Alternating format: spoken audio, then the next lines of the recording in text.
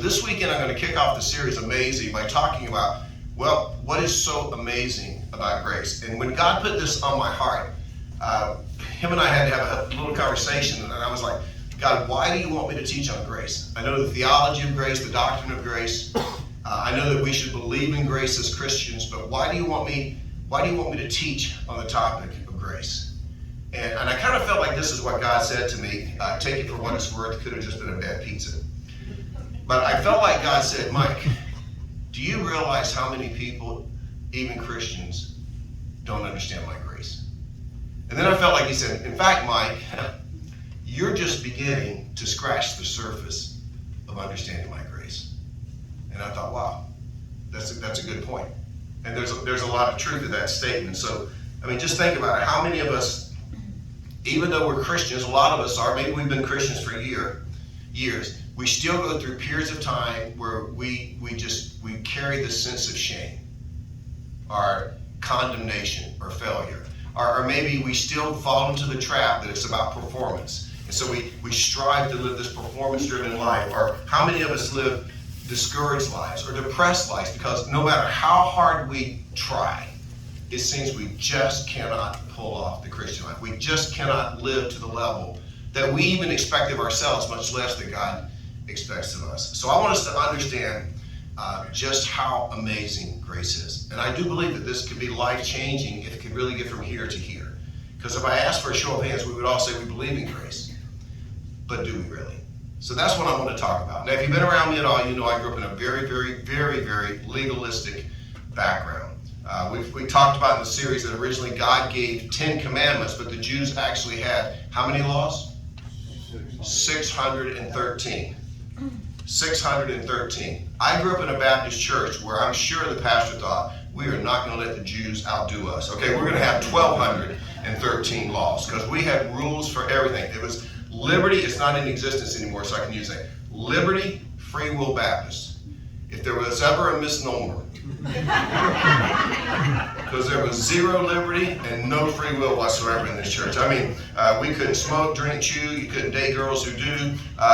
We weren't allowed to go to bowling alleys because bowling alleys are places where people who were up to no good hang out. We could not go to movies because we were taught even if you went to a Disney movie, they were taking the profits from the Disney movie and they were making porn. So when you go see Snow White, you were actually supporting the porn industry. Those are the kind of, in the second grade, I had to carry a note from my mom to my PE teacher informing her that I could not be involved in the square dancing we were doing because Christians don't dance. Which brings up my favorite Baptist joke. Why don't Baptists believe in premarital sex? Because it might lead to dancing. That's why you got to in any case. But anyway, that was my background. I just understood legalism. I understood performance. If I performed, God was happy with me. If I didn't perform, and I carried this sense of guilt and fear all the time because I knew when I misbehaved, if I stole a piece of candy from the store, God was just waiting to come alongside of me and hit me upside the head with that club and let me know I better get my act together. That's how I grew up. Then at the age of 24, I ended up in California. I went to school to be a football coach. That's really all I wanted to do. I was a science minor, but I wanted to be a football coach. And at the age of 24, without any seminary, I ended up pastoring a small church in Southern California. So I've gone from this legalistic environment in North Carolina to this totally opposite environment in Southern California. And I'm pastoring this church, and so when I began pastoring, I enrolled at Talbot Seminary. I thought I better get some theology training. So I go to Talbot Seminary, and Dr. Neil Anderson was over the pastoral side of ministries. And Neil has written books like Bondage Breaker and a lot of spiritual warfare issues. That seemed to be really in his wheelhouse. And so I spent more time in Neil's office talking to him about day-to-day issues that I was struggling with, didn't know how to handle, than probably I spent in class. And so one day I was talking to him about something that had come up, and I didn't know how to handle it. And in those days, I was very, very black and white. And he picked up right away that there was kind of this legalistic background. And he says, Mike, you don't really understand grace, do you? And I'm like, well, yes, it's God's riches at Christ's expense. G-R-A-C-E, grace. And he said, well, that's really cute. But could you explain to me your view of grace? And I defaulted to what I had been taught. Grace is like the oars on a boat, you know. And as Christians, we're in that boat, and we got the oars, and there's this current that's kind of pulling us toward hell. But God has provided these oars, and if we can fight the current, that's His grace. We have the opportunity to fight the current, and if we keep rowing, we'll get to heaven. But if we ever quit rowing, and we also believe free will that you could lose your salvation, if you quit rowing, you're going to go to hell. And that's how I viewed grace. And Neil smiled at me when I finished, and he said, you know what the problem with that is? He said, Mike, that's not amazing grace. That's amazing you. As long as you do what you need to do, you're going to get to heaven. And he says, Mike, that's amazing you, and you're not that amazing. And it's true. And then I will be honest with you, after the last couple of years, I realized I really don't understand grace. And I do pretty good for a while. But let me give one message on social media. Or let me give one review on my book. That's not really a review of my book, it's just a review of me. And all of a sudden, I can go to a dark place. And all of a sudden, I focus on how broken I am. I focus on how condemned I am. And I focus on how ashamed I should be. And I don't think I'm alone. I think there's a way that our past just comes up constantly and it haunts us. So I want to talk about grace, because if we really can understand grace, if we can really wrap our arms around grace, that's going to begin to change for us. And to do it today, I want to just talk about two words. I want to talk about unmerited, and I want to talk about undeserved. And if we can just understand these words, we're going to begin to understand why grace is so amazing, and this is really going to lay the foundation for the rest of the series. So let me just give you one word. And I would encourage you, if you get a chance, get the note sheets, because really what they are, I give you a couple of points, but it's got all the verses we're going to look at. As you notice, I don't have any nice screens in PowerPoint, so you'd have to flip all over the place, but the verses will be there. A few other things will be there that will help you jot down some notes. But the first word I want us to unpack is the word unmerited. Unmerited. It just means we can't earn it.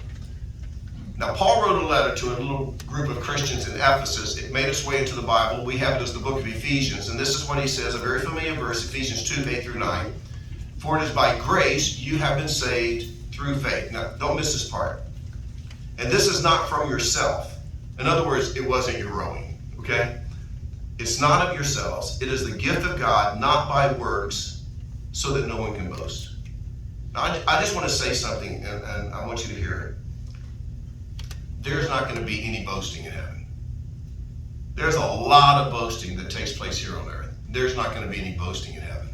Back when I was pastoring Hope, at one time we had about 200 on staff, and we came up with the idea that in staff meeting every Tuesday morning at 9 o'clock, we were going to give people on staff a chance to share wins from the weekend. And people would stand up and they say, oh, I do this ministry and this was the big win from the weekend. But after a while, it went from being a testimony of what God was doing more to a bragamony. You're very fortunate that I'm on staff because I run this ministry, and it got so bad, people would jump up and see who could be first, and I finally did away with it, and I said, we're going to do you go cards. And everybody looked at me, and basically it was this. I had a coach in high school who said, if your horn's worth tooting, somebody else will toot it, right? They'll talk about it. And I said, we'll have 3x5 index cards, and if you see somebody on staff that's doing something and they deserve some kind of honor, you write a card about them, but it can't be about yourself. That didn't work very well, so they went back to boasting. But anyway, so let me just say, there's a lot of boasting on heaven, but let me make this very clear. When we stand before God, there's not going to be any boasting. When I stand before God, I won't say, I never stopped rowing, and that's why I'm here. By the way, I had some friends who stopped rowing. You'll notice that they're not here. That's not what it's going to be like. I think when we stand before Jesus, first of all, I don't think we can even get this concept. But I think we're going to look at him, and I think we're going to see the nail prints in his hands, and it's finally going to hit us. That's why I'm here. That's why I'm here. It's unmerited. I was thinking through this. This is kind of amazing. I was thinking when we first get saved, become Christians, we know we don't merit it. We know we couldn't earn it. We know we don't deserve it. We know we needed grace. We wanted grace. We knew it was all about grace. If we were going to be in a relationship with God, it was all about grace. But this is what happens. After about 20 years of being a Christian, after about 20 years of doing all the good things that we start doing, we start going to church, we start reading the Bible, we start praying, we start giving, we start serving. Man, we even share our faith with lost people a few times a year. After that, we kind of look at our lives and say, I know I didn't deserve it back then, but I probably earned it by now. We start thinking that way. But this is what Isaiah says in Isaiah 64, verse 6, and we're going to unpack this more next week.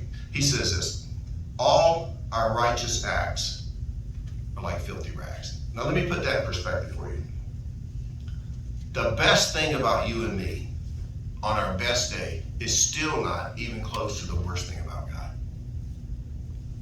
On our best day, doing the best things that we can possibly do. Think about it. This is what Isaiah says. He says, our attempt to do anything in our own energy, our own strength, our own power to be good, it absolutely stinks to God. And we're going to talk more about that next week as we talk about what righteousness is. But this is what Paul said in Romans chapter 11, verse 6. He says, and if by grace, and he's referring to salvation. So he's saying if salvation is by grace, then it cannot be based on works. If it were, grace would no longer be grace. Let me substitute a couple of words here. Let me substitute grace and works with the words free and earned. This is what Paul is saying. If it's free, it's not earned. Otherwise, free isn't free. And if it's earned, it's not free. Otherwise, earned isn't earned. So Paul says it's got to be one way or the other. Grace is either free or it's earned. But he wants us to understand if it's grace, you can't earn it. That's what he's saying. It's a gift you can't earn. Let me give you a definition of grace. This is from the Baker Encyclopedia of the Bible. Grace is the dimension of divine activity that enables God to confront human indifference and rebellion with an inexhaustible capacity to forgive and bless. Let me read it again. Grace is the dimension of divine activity that enables God to confront human indifference and rebellion with an inexhaustible capacity to forgive and bless. I love that last phrase, an inexhaustible capacity to forgive and bless. Now, let me tell you why that's so significant. Most of us, we've done something in our life where we were so grateful for the forgiveness of God. And that's often what we attribute to grace, which is partly true. We should be thankful that God forgives us when we blow it. But here's what we miss. Not only does he want to forgive us, he wants to continue to bless us. And if he wants to bless you, you don't have to live feeling frustrated, defeated, and condemned, because not only have you been forgiven, which is incredible. What did David say in Psalm 51? Restored to me the joy of my salvation. We've all been there. But he also wants to bless you.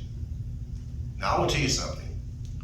That's a little different than how humanity will handle your failure. One thing I've learned through this process is that if you blow it the way I blow it, from the perspective of most Christians, that's a life-term sentence. You really should not allow it to be happy anymore. Yes, God forgave you, but you need to be in the doghouse for the rest of your life. But when you really understand God's grace, and you can see this in the character of Abraham, we'll see it in the life of Abraham this week and next week. Not only does God forgive, he says, I'm going to bless you. We saw it in the life of David. What did we learn the last week we were here? In spite of our sin, God is a God who keeps his promise. And he wants to bless us. And it's a gift. You can't earn it.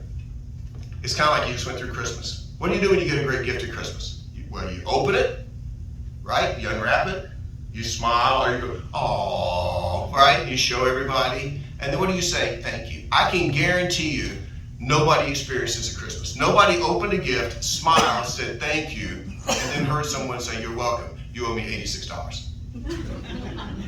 Unless you have children. I don't know about you, but when my boys were little, I paid for my gifts. You ever do that? In fact, there was a couple of times I give the kids money at Christmas and say, go to the mall and these are the gifts I expect you to get. And I'll never forget one Christmas I opened up a box. It was a really nice box of isotoner gloves. Of course, this is the money I gave them. And I opened it up, and it was a little pair of white knit gloves that couldn't have fit me when I was 3. And I'm like, I don't believe these gloves go with this box. And then they finally started laughing. They said, yeah, I know, we got in the mall, we went to the arcade, and before you know, we spent more money than we thought, and that's the best we could do, Dad. There was another year, and this was before I got tattoos, they gave me a gift certificate to get a tattoo, knowing that I didn't get tattoos, but I would give it back to them because they did get tattoos. And so whenever I get a gift from my kids, I basically ask 2 questions. One, often, what is it? But second, how much did this cost me? Okay, because it's going to cost me. Other than gifts from our children, the thing about gifts is gifts are free. And so is grace. It's free. When I was in seminary, we had to take a lot of classes on church history.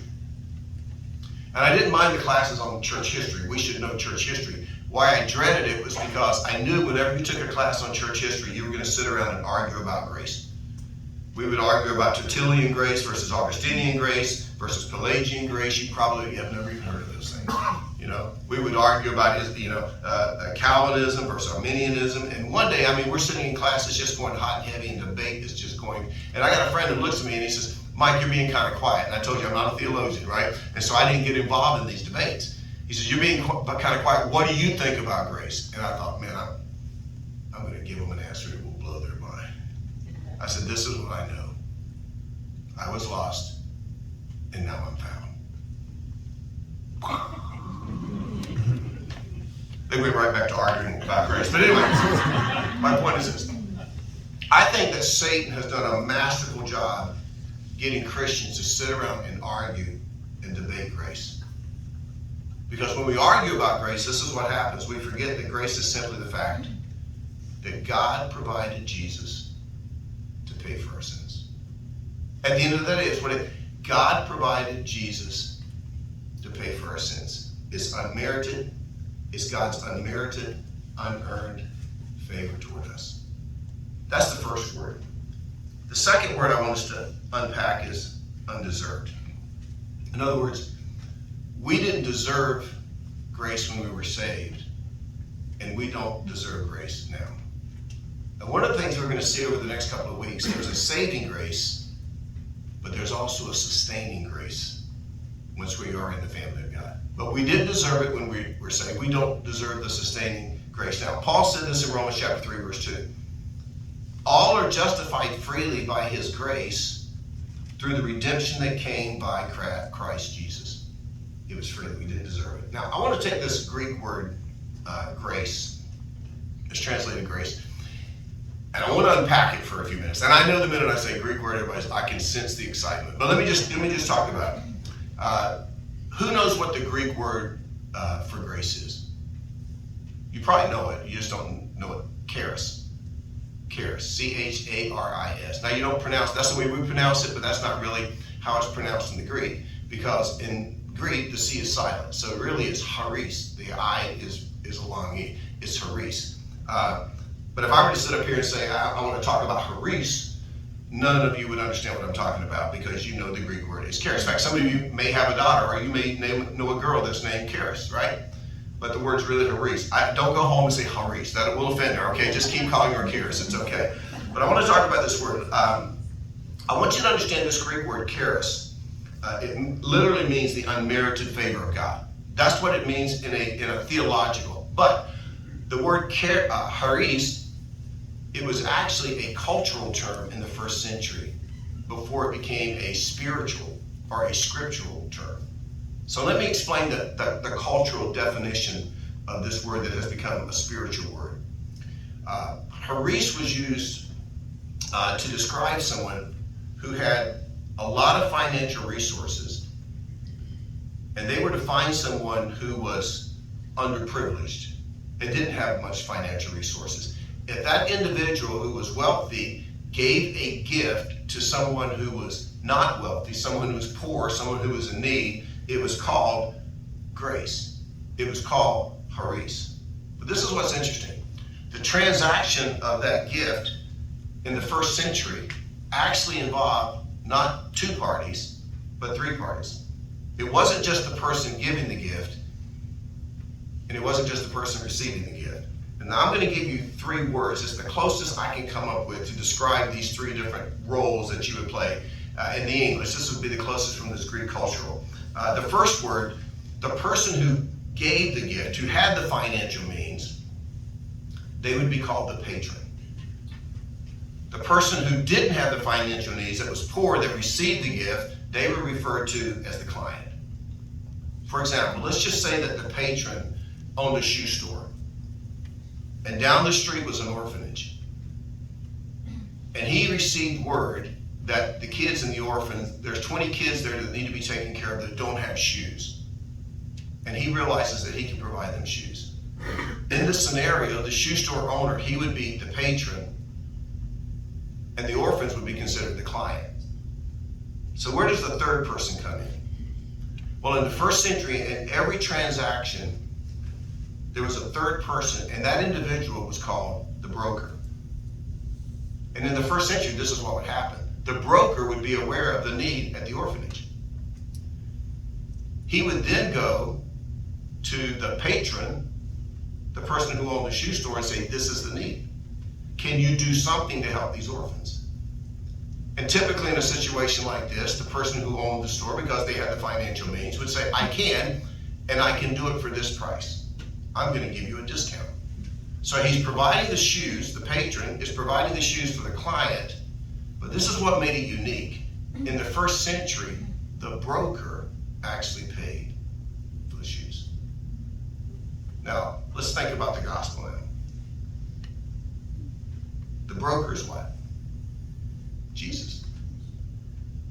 And Jesus brought us, the client, together with the Father, the patron, and then Jesus, the broker, paid our debt in full so that we, the client, could be reconciled back to the patron, the Father. When I was in seminary, one of the joys of seminary, and you may have heard the pastor E.V. Hill. E.V. Hill at that time was the senior pastor of Mount Zion Missionary Baptist Church in Los Angeles.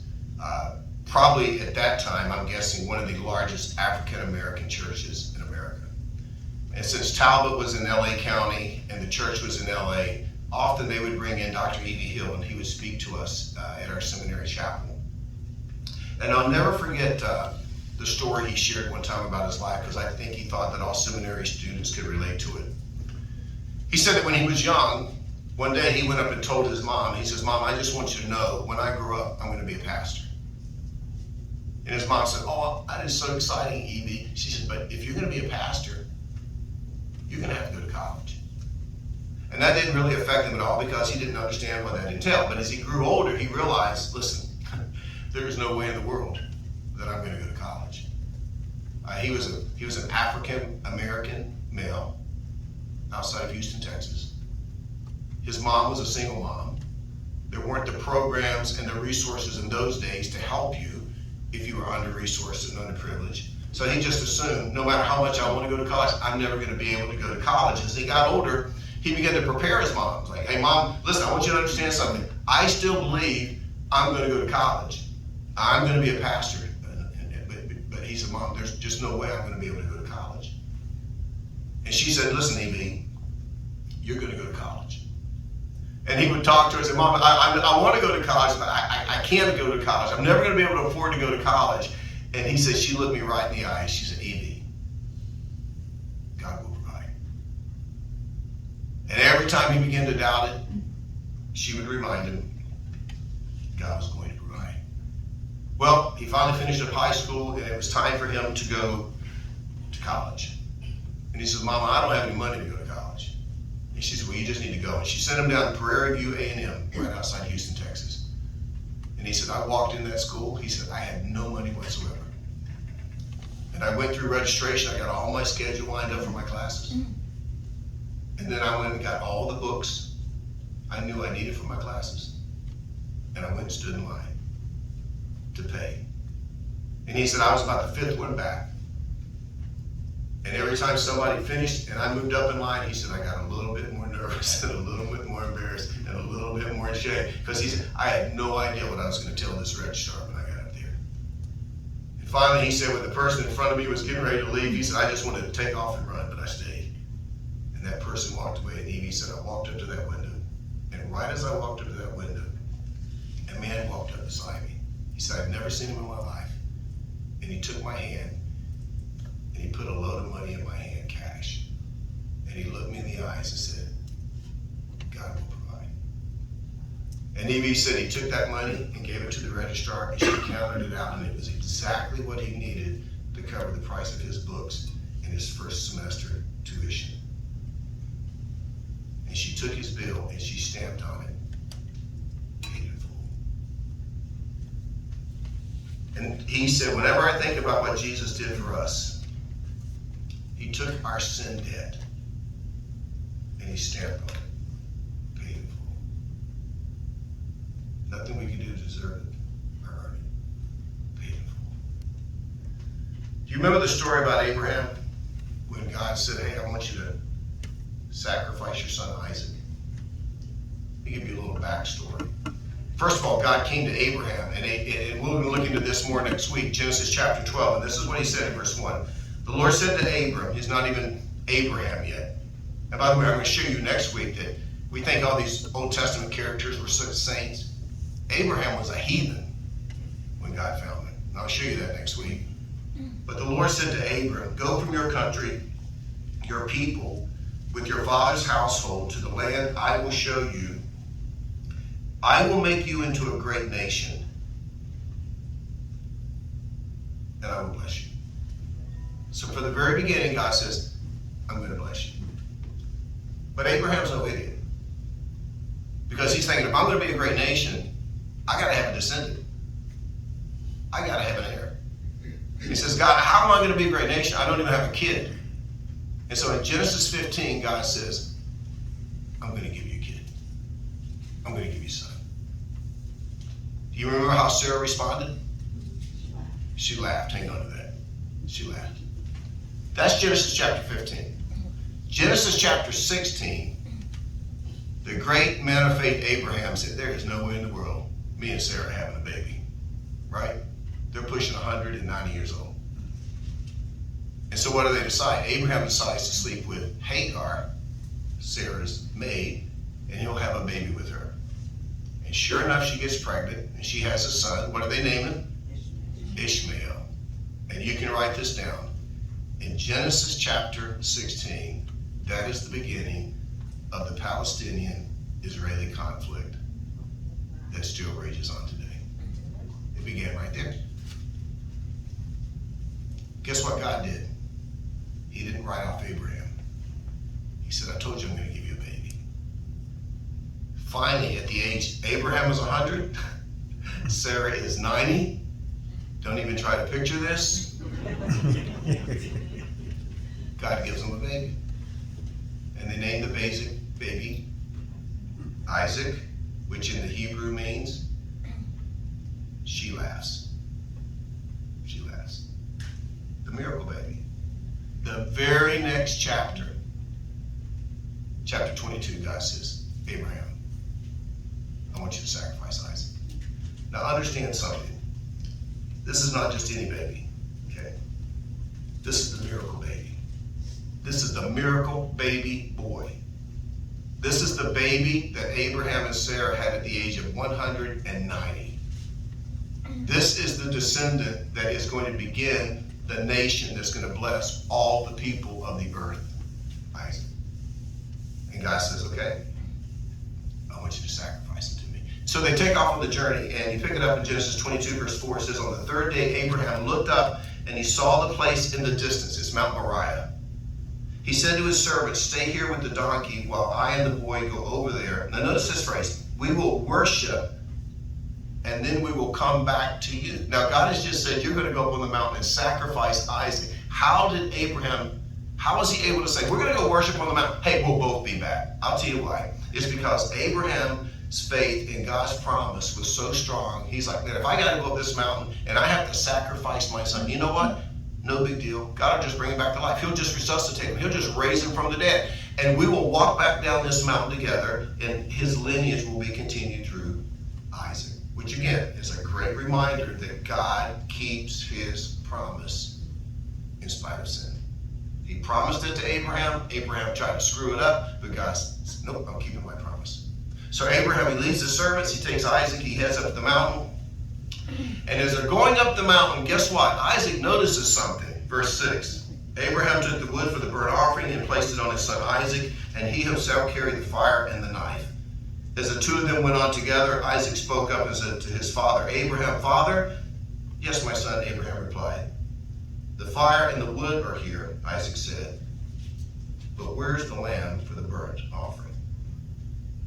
Like dead. What's up with that? What are we going to do about that? And you can't help but be impressed with Abraham's response, verse 8. Abraham answered, God himself will provide the lamb for the burnt offering, my son. And the two of them went on together. It's kind of like, let's just leave that detail up to God. Let's just enjoy the journey. Let's just enjoy the experience together, right? But Isaac is no dummy. I think Isaac's figured it out by now.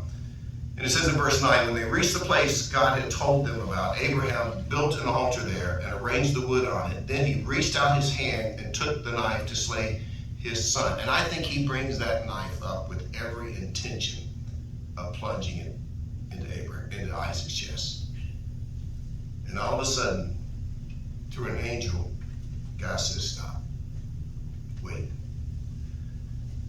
And I'm thinking that Isaac is rather relieved at this moment, right? But I don't think he's any more relieved than Abraham.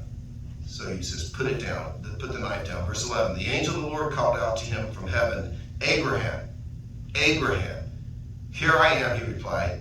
Do not lay a hand on the boy, he said. Do not do anything to him. Now I know that you fear God, because you have not withheld from me your son, your only son. Verse 13, Abraham looked up, and there in the thicket he saw a ram, caught by its horns. He went over, he took the ram, and sacrificed it as a burnt offering instead of his son.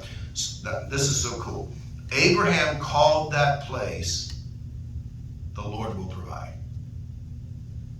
And to this day, it is said, on the mountain, Mount Moriah, of the Lord, it will be provided. Now this is what's interesting. Days passed, weeks passed, years passed, and over a 2,000-year period of time, the name of the mountain changed. The Greek word was cranium. The Hebrew word was Gogolith. In Luke chapter 22, verse 33, it's called Calvary. Did you know that? The very same place that Abraham was going to sacrifice Isaac, they named it God Will Provide. And then 2,000 years later, in that same place, God provided his son for us so that we could be restored and reconciled back into a relationship with God. Unmerited, undeserved. Unmerited and undeserved. Now, we're going to pick up the series next week. And next week, I'm going to talk, this week we talked a little bit about amazing grace. Next week, I'm going to talk about amazing righteousness. Because you can't understand grace if you don't really understand righteousness. And righteousness is the word that Christians like to throw around, but we don't really understand it. So we're going to take this a little deeper next week. Do we have any questions this morning or any comments?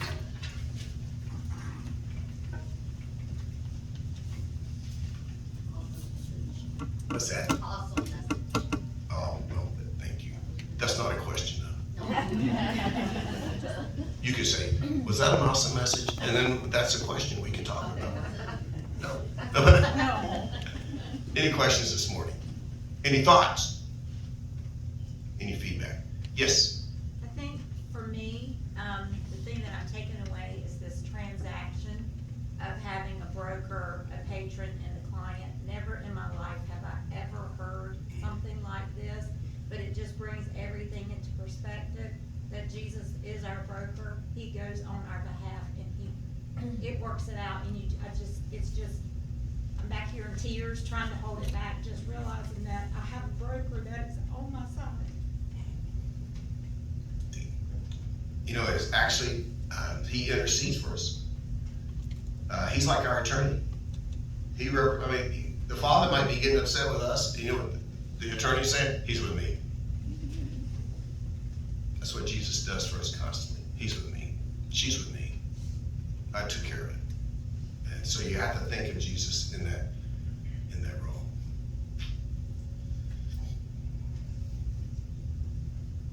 Well, you guys have been awesome this morning. And there's coffee, there's donuts. I'm going to pray. And hang around, meet somebody. Just look around, find somebody you don't know. At least get to know them. At least meet them and have them introduce themselves to you. And I hope you guys have a great week. I launched a website this week. It's Mike Lee Be Renewed.